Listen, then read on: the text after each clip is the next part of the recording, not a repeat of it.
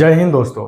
आज बजट 2026-27 के बारे में वर्तमान सरकार और उनके नेताओं की बात सुने तो उन सभी का कहना यही है कि बजट 2026-27 अच्छा है, शानदार है, बेहतर है, लाजवाब है, फाइन, गुड, नाइस, परफेक्ट है।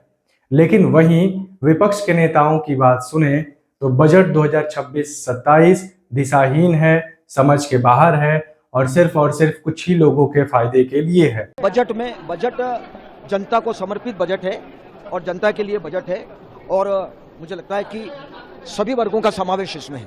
तो आप किस तरह का बजट बना रहे हो, किसके लिए बजट बना रहे हो? विकसित भारत का ये बजट है। क्या विकसित भारत है? विकसित भारत 2047 का बजट पेश है, जिसमें गरीब, युवा, अन्नदाता और महिलाओं पर विशेष फोकस किया गया। केंद्रीय बजट आया, केंद्रीय बजट के अंदर कोई किसानों के लिए नई बात नहीं। बजट है मध्य प्रदेश में, इसके इससे कुछ नहीं लगा कि रोजगार को लेकर, शिक्षा को लेकर, स्वास्थ्य को लेकर, ग्रामीण अर्थव्यवस्था को लेकर, शहरी विकास को लेकर, बड़े शहर बनाने को लेकर जो हालात है आज बद से बदतर होने लगे। अगर हम फाइनेंस मिनिस्टर को याद करें तो उन्होंने 85 मिनट करीब 1.5 घंटा बोला है, तो इन्होंने कुछ तो बोला होगा।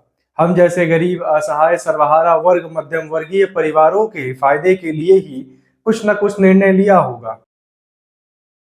फाइनेंस मिनिस्टर का ये कहना है कि ये बजट 2026-27 जो कि देश के युवा शक्ति से प्रेरित है और देश के भविष्य को 3 बड़े स्तंभों पर आगे बढ़ाने की कोशिश की गई है, जिसमें पहला रफ्तार, दूसरा शक्ति यानी कि क्षमता और तीसरा सबका साथ इसमें शामिल है।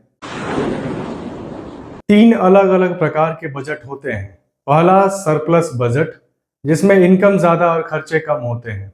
दूसरा बैलेंस्ड बजट, जिसमें इनकम और खर्चे दोनों ही बराबर होते हैं। और तीसरा डेफिसिट बजट, जिसमें इनकम कम और खर्चे बहुत ज्यादा होते हैं। आज तक हमारा पहला बजट ही सरप्लस बजट रहा है, जो कि 1951-52 का था। अगर हम 2025-26 के बजट की बात करें तो टोटल इनकम था 34,96,409 करोड़ और खर्चा था 50,65,345 करोड़। इसका मतलब कि इनकम कम और खर्चे ज्यादा। तो आप पूछेंगे कि बाकी का कहां से पूरा हुआ, तो इसका जवाब है उधार से। बाकी की जरूरतों को पूरा करने के लिए केंद्र सरकार को अंतर्राष्ट्रीय स्तर के उधार पर निर्भर होना पड़ता है। हम 2026-27 के कुल खर्चे की बात करें तो वो है 53.47 लाख करोड़ और बजट है 36.51 लाख करोड़, यानी कि अभी भी 16.96 लाख करोड़ बाकी है, जिसकी भरपाई अंतर्राष्ट्रीय स्तर के उधार पर निर्भर करती है। यानी कि केंद्र सरकार को अभी भी 16.96 लाख करोड़ की पूर्ति के लिए अंतर्राष्ट्रीय स्तर के उधार पर निर्भर होना है।